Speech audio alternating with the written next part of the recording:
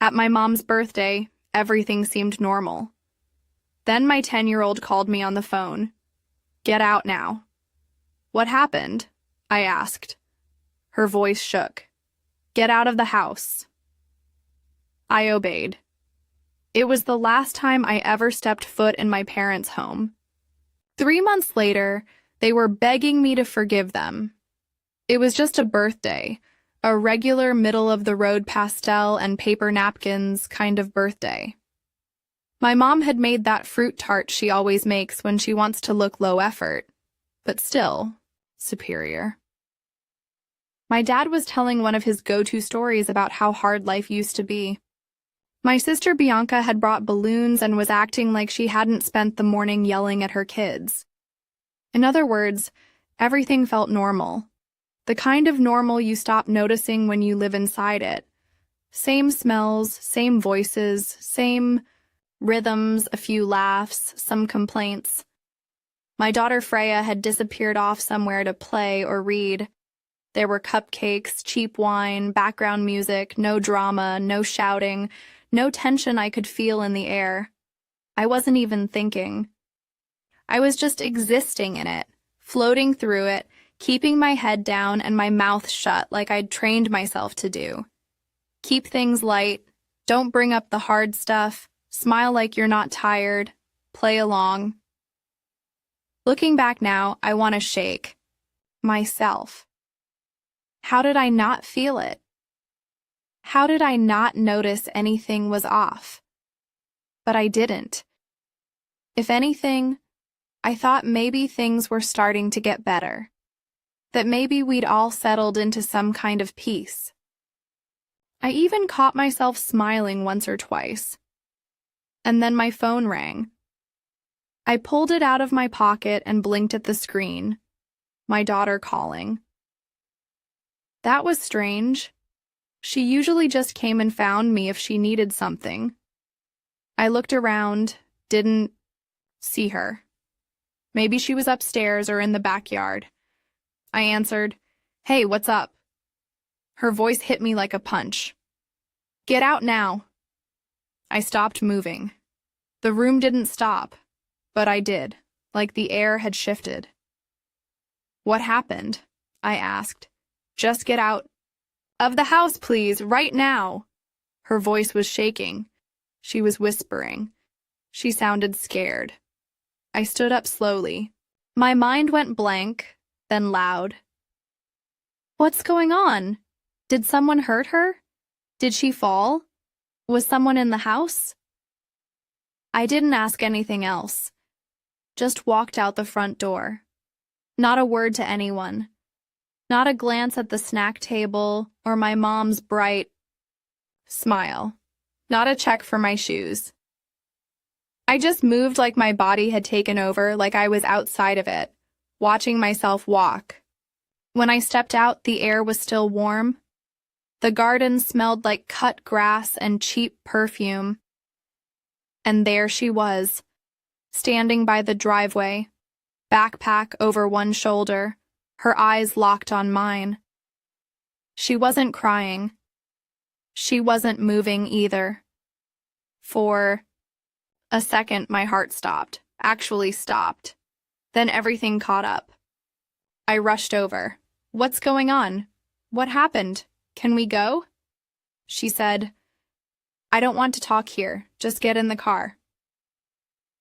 I looked at her hands, her face, the way she clutched the straps of her bag. She wasn't injured, but she looked hollow. "Did someone yell at you?" I asked. "Did someone say something?" "No," she said. "Not exactly. Just please let's go." I nodded. My voice didn't work. I just turned, unlocked the car, and got in. We drove away in silence. Not fast, not dramatic, just gone. No one saw us leave. Or if they did, no one stopped us.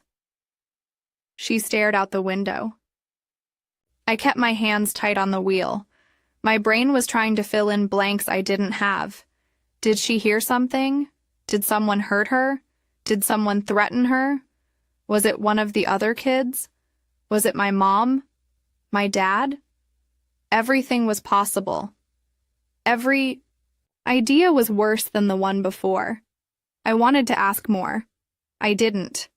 We pulled into a parking lot by an old garden center a few blocks away. It was closed, quiet. I turned off the engine, just sat there. Okay, I said finally, gently. We're alone. You can tell me now what happened. She didn't answer. I looked at her. Her hands were in her lap. She was still staring straight ahead. After a moment, she said, I don't want to go back. Not to Grandma, not to Grandpa, not to that house, not ever again. I felt like the breath had been knocked out of me. Her voice wasn't angry or dramatic. It was flat, honest.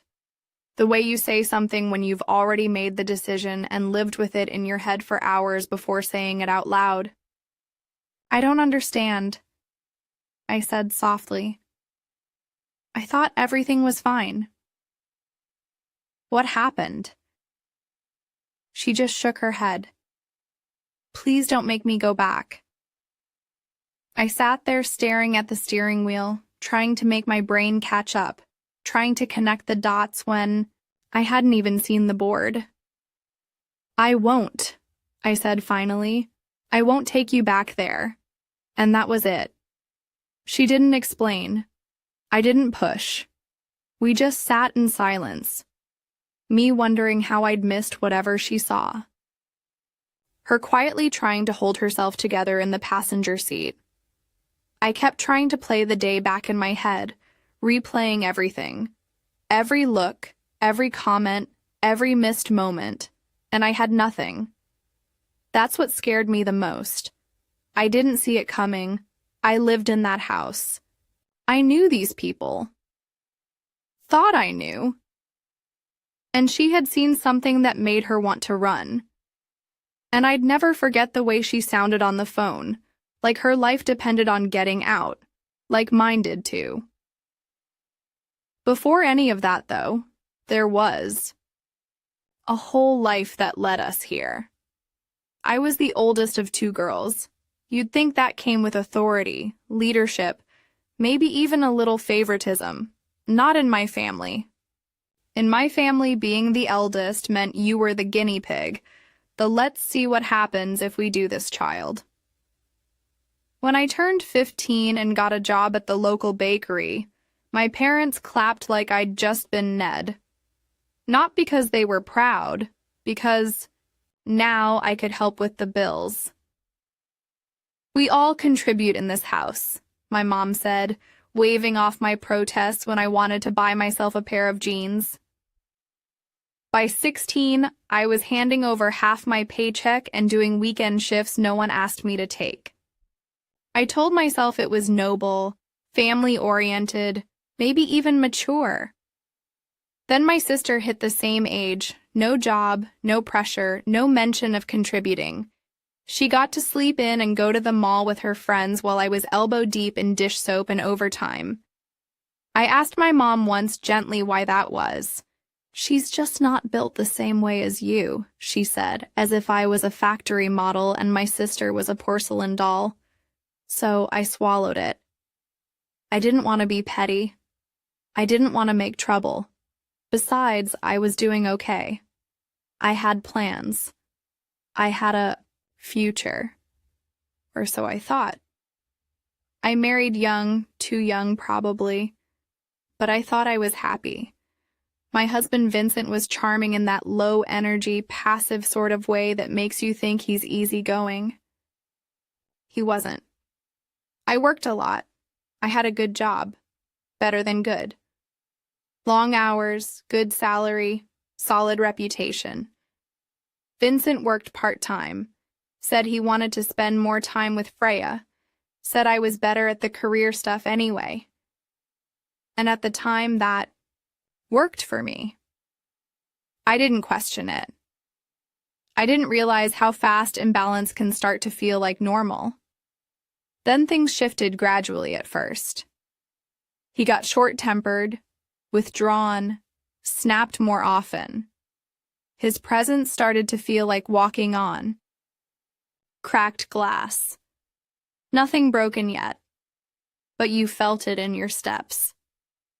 And it bled over, not just with me, with our daughter too. Not hitting, not bruises, but shouting, slamming, long silences, threats muttered just low enough to deny. The final straw was the bottle. He threw it across the room. Didn't hit anyone. Didn't mean to, he said. But our daughter was in the hallway when it shattered. She flinched so hard she dropped the mug in her hands and something in me cracked. I didn't wait to see what came next. I packed a bag, took my daughter, walked out. I went back to the one place I never thought I'd need again, home. Except it wasn't really home anymore. My parents took us in technically, but it was clear from the beginning that it came at a cost. By moving back, I gave up my job. There was no way I could keep up that schedule as a single mom. Not with court hearings, trauma therapy, school pickups, and a kid who had started flinching at sudden noises. And in my line of work, part-time options are like unicorns. I settled for something flexible and humiliatingly underpaid. Enough to survive, not enough to live, and definitely not enough to support anyone else, which was a problem because for years, I'd been the golden goose. When I was still earning, I'd sent my parents money every month, covered big bills, took care of small ones without the masking. I even paid for their all-inclusive vacation to Portugal 2 summers ago. They still talk about it like it was the highlight of their lives. So when the check stopped, their lifestyle took a hit. Quiet but noticeable. They weren't happy, not openly, but in the little things. The way my mom sighed when she looked at the grocery bill. The way my dad brought up the water bill twice a week. The way they suddenly forgot to add me to the family group chat, and the house was packed. My sister and her husband lived there too, along with their 2 toddlers who had the energy of caffeinated raccoons and zero volume control. They lived there basically rentrée. My parents doted on them, watched them, babysat, bragged. So I thought, if she can stay here with her circus, I can stay too, right? But it didn't feel right. From day one, I noticed the shift. My daughter's drawings didn't stay on the fridge for more than a day. Her plate was cleared before she finished. Once she got scolded for talking too much when all she'd done was laugh at a cartoon. There were stares. Not from everyone, but enough. She noticed it too. Of course she did. She stopped spending time downstairs. She clung to me more. She asked if we could have our own place soon. And I told her we would. That this was just temporary, that family was supposed to help. I really believed that until the day she called me and told me to get out of the house. We sat in the car parked under a sad little tree in a quiet lot. My hands were on the wheel, but I wasn't going anywhere. I finally spoke. Can you tell me what happened? She didn't hesitate. Not this time. Grandma and Grandpa and Aunt, they don't want me there. She said they were talking. I was in the bathroom. They didn't know I could hear. I stared ahead. Let her talk. They said they're going to send me back to Daddy, that I'd be better off, that they're planning something. She said it like it was just information, weather, nothing personal. I don't want to go, she added, still looking straight out the window. I don't want to be near him. I didn't say anything. She had overheard a plan to hand her back to the man I'd taken her away from, and I hadn't seen a thing. When I was a kid, I thought betrayal would be louder, like someone yelling surprise with a knife in their hand. Turns out it was quieter. Sometimes it hid in bathroom tiles and murmured through thin walls. Sometimes it was whispered by the people who raised you. I looked at her. They said, "What?" She didn't blink. "They're planning to make you lose me." They were talking in the kitchen. I was in the bathroom. They didn't know. I waited, braced. They said you'd lose custody anyway, that they could help it happen faster, that Daddy would take better care of me, and if I went back to him, then you'd go back to your old job. Start helping them again.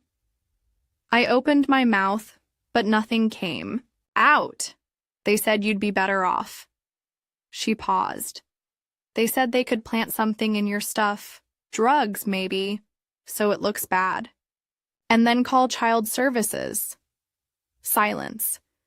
They want to frame me. She just nodded. Her lips were pressed so tight together. They'd gone white. And you're sure? They said it, Mom. They said it all. That I'm too much. That I never stop talking. That the house is full and it used to be so nice. They said you're not useful anymore, and that he was always the better parent. I felt something shift. Not snap, not shatter, just shift. She said, "So I packed what I could. There's 2. I left. I called you." I looked down at her small backpack in the footwell. She'd remembered to grab my charger. I nearly lost it right there. Instead, I turned the key and drove. I didn't go back. Not for clothes, not for answers, not even for my toothbrush. I drove straight to Chris's house. Chris and I have been friends since we were 10. Never dated, never tried, just one of those. Rare human unicorns, a platonic male best friend who shows up, keeps quiet, and always has extra toothpaste. He opened the door with a coffee in hand and one sock on. "I need to crash here," I said. He looked at me, then at my daughter, and stepped aside without asking questions. That's why he's still in my life. That night, we slept on his couch. Freya curled up beside me, too quiet for a kid. I stared at the ceiling, counting ceiling fan rotations and trying not to scream. My phone buzzed 17 times. I didn't check it once. The next morning, I tried to be normal. I brushed my hair, found socks that almost matched, packed my daughter's lunch, and added a napkin with a bad doodle of a cat. I kissed her cheek and said, "You're brave." She nodded. No smile, just solid bravery. We walked to school and they were there. Of course they were. My parents standing by the gate like the mafia, except with tote bags and that fake polite tension people wear when they're about to say something awful. My daughter froze. "It's okay," I said. "Go in. I've got this." She ran off. I faced the enemy. "Where have you been?" My mom snapped. No good morning, no hug, no apology. "I think you already know," I said.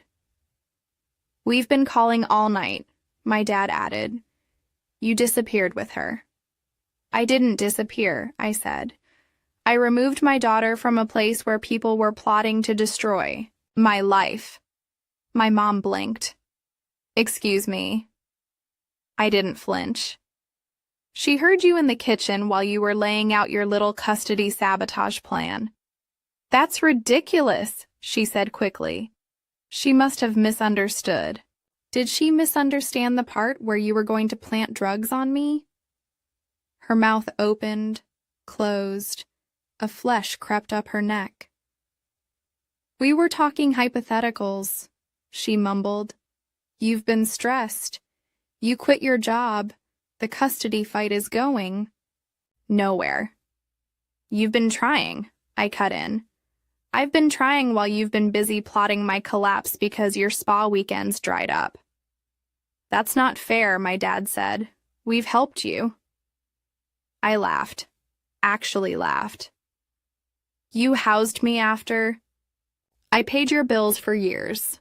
After I booked you 2 a week in CIT and bought your damn espresso machine. My mom's eyes narrowed. This is about money now. This is about loyalty, I said, which you sold for a better chance at holidays. We just wanted what's best for her, my dad said. You're fighting all the time. He was always so good with her. He threw a bottle at the wall while she was in the room. I snapped. He wasn't a father. He was a threat, and you knew that. My mom folded her arms. You're emotional. You're blowing this out of... I'm done, I said. I'm done letting you twist this. You tried to wreck my custody case.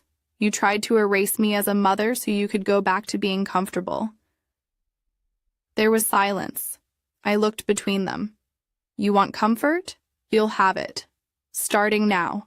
You'll never hear from me again.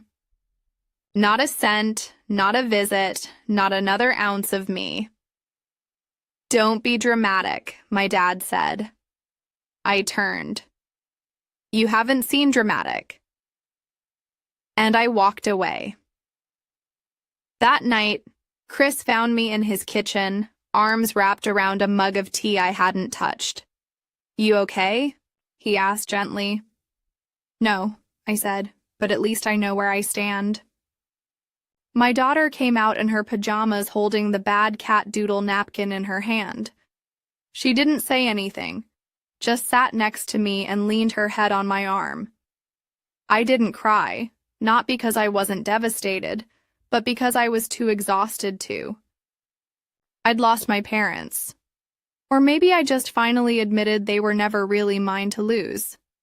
What I hadn't lost was sitting next to me, and I'd burn the whole damn world down before I let anyone take her again. You'd think after everything that had already happened, I would have learned to relax when things got quiet. But I didn't. Silence, I found, is just betrayal, taking a breath. It had been weeks since we'd heard from my parents. No messages, no threats, no weird cousin reaching out to check on us. Just stillness. Chris called it peace. I called it suspicious. Freya was doing better. Slowly, sleeping again, eating again. She'd started drawing these odd little comic strips of wolves fighting snakes, and I didn't ask questions because they all ended with the wolf winning and curling up in a den with her cub. That was good enough for me. I was still staying at Chris's. I say still, like I had some lease lined up and just hadn't signed it yet. I didn't. I had nothing lined up. And Chris, bless him, hadn't once hinted that we were overstaying. He made Freya pancakes and me coffee and said things like, "You can stay as long as you need." And I started to believe he meant it. Then came the job offer. It was flexible. It paid well, and I wouldn't have to sell my soul or give up seeing my kid just to afford cheese again. I didn't cry when I got it, but I did lock myself in the bathroom and laugh until I coughed. That job was my first piece of the old life. The good part, clawing its way back. So, of course, that's when I saw the photos. I wasn't even snooping. I opened Instagram to check if Freya's school had posted any updates about the art show. And there they were, my parents, on a beach with Vincent. Vincent, sunburned and smiling like someone who knew the judge personally. Bianca was there too, looking smug as a wet cat, holding a coconut drink like it was court-admissible evidence. The caption said, "Family first. So proud of the kind of dad he is to our granddaughter." I didn't drop the phone. I just stared at it, then turned the screen to Chris and said, "Well, that explains why they've been quiet. They're tanning their betrayal." He didn't say anything for a while. Then he handed me a cookie. That's why I love him. 2 days later, Child Protection Services showed up. They knocked at 9 a.m. on a Thursday. I opened the door half-dressed.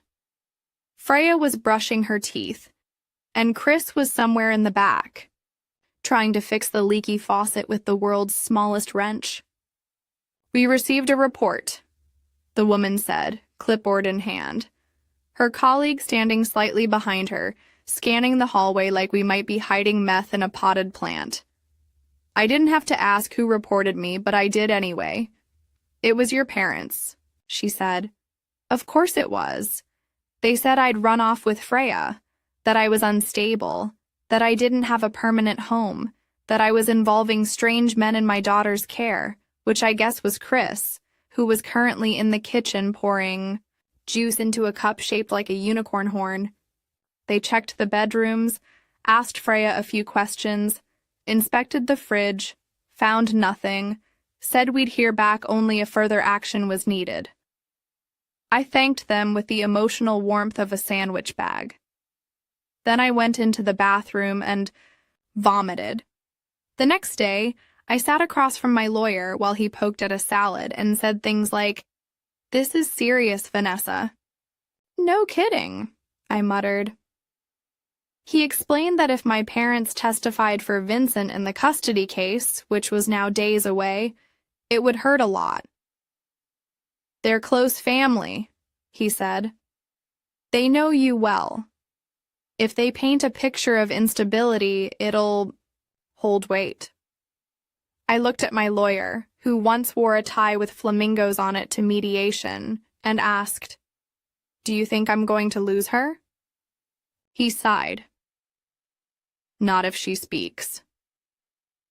That night, Freya asked me if she would have to talk in court. I said yes if she wanted to stay with me. She didn't even blink. She just said good and went back to sketching her wolf comic. This one had snakes wearing grandma wigs. The courtroom smelled like air freshener and lies. Vincent showed up in a suit so stiff it looked like it was wearing him. My parents came in after him, sat behind his chair like they belonged to him now. Bianca didn't even look my way. Freya sat beside me, swinging her legs nervously. Chris gave me a half smile and sat in the back, a steady shadow. The first day was brutal. My parents took the stand and said I was moody and not emotionally stable.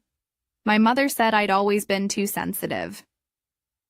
My father nodded like he was being interviewed for a documentary called How to Destroy Your Daughter in Court. Bianca echoed them. Vincent was a wonderful father. She said he stayed home. He cared for Freya. He was always patient. I wanted to stand up and scream. Then why the hell did I leave him? But I didn't. I sat there, nails digging into my palm while they described a version of me I didn't recognize. And then finally, it was Freya's turn. She took the stand like it was a school presentation, looked at the judge, not at her father. "I want to live with my mom," she said. "She listens to me. She makes me feel safe. She's never yelled at me." They asked about Vincent. She hesitated, then said, "He gets angry. He throws things. He threw a bottle once. It scared me." Silence. And then she said, "I don't want to live with him. I don't feel safe." They asked if anyone else ever made her uncomfortable. My grandma and aunt said they wanted me to go live with him, that they were going to make Mommy lose me. They said they'd put stuff in her bag to get her in trouble. Dead silence. I wasn't crying. I couldn't cry. I felt like I'd been dropped into a vacuum, and that should have been enough. But the universe wasn't done. During the break, Vincent approached my mother. They were arguing. I couldn't hear the words, but I saw the motion, his hand grabbing her wrist hard, sharp. She yanked it back. My father stepped in. Vincent stormed off, and that was the last time they ever stood near him again. They didn't come back to court. My lawyer told me later they'd withdrawn their testimony and that we had enough. We returned to court. My lawyer brought the fire. He laid out the money trail, the car, the vacation, the hidden assets Vincent hadn't disclosed during our divorce. It was all there. Receipts, transactions. He'd bought their loyalty, and then when the money stopped, so did they. The judge ruled in my favor. I got full custody, no visitation, no contact. Vincent left the courtroom red-faced and sweating. My parents didn't show up at all. The week after the ruling, their vacation photos vanished from social media. The car was gone. The glow dried up. Chris showed me a screenshot of one of my mom's posts before it was deleted. Sometimes family is the hardest lesson. I laughed. Actually laughed. Fast forward a year. I still wake up sometimes half expecting a war. But then I look over and see Chris snoring into a pillow and Freya curled up on the other side with her wolf plushie. And I remember we're okay now. Chris and I ended up together, which still surprises me. For the longest time, I didn't see him that way. I'd known him since we were kids, back when he used to eat crayons and swear he'd be a firefighter priest, scientist when he grew up. I think I'd filed him under permanent friend material and just left him there. Turns out he'd liked me for years. He told me one night over burnt toast and dishwater wine that he never said anything because he didn't want to ruin what we had.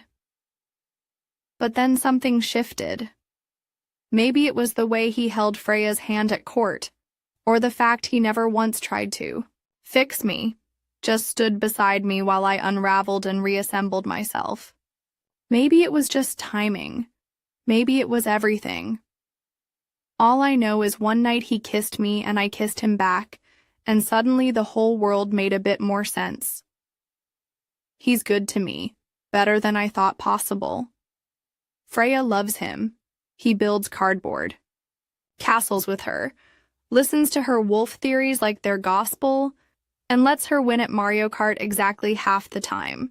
She told him the other day, "I'm glad you're part of our pack." He cried in the hallway, denies it, but I saw it. There was one attempt from my parents to reconcile.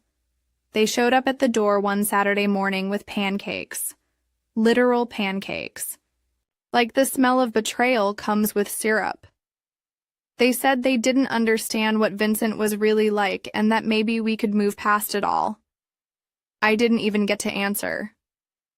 Chris stepped into the hallway, looked them dead in the eye and said, "You need to leave now."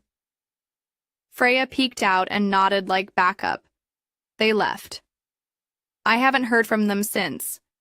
I did hear through the grapevine that things haven't been easy. For them. Financially, they're struggling. Some people, extended family, old friends, cut ties after finding out what they tried to do. Apparently, trying to frame your daughter to win back a free babysitter and vacation fund doesn't play well at Bridge Club. Me? I'm doing okay. Actually better than okay. I've got a stable job I like, a daughter who laughs in her sleep, and a partner who makes me feel safe in ways I didn't know I needed. It's not flashy. It's not perfect, but it's mine, and I'll fight like hell to keep it. Did I go too far or not far enough?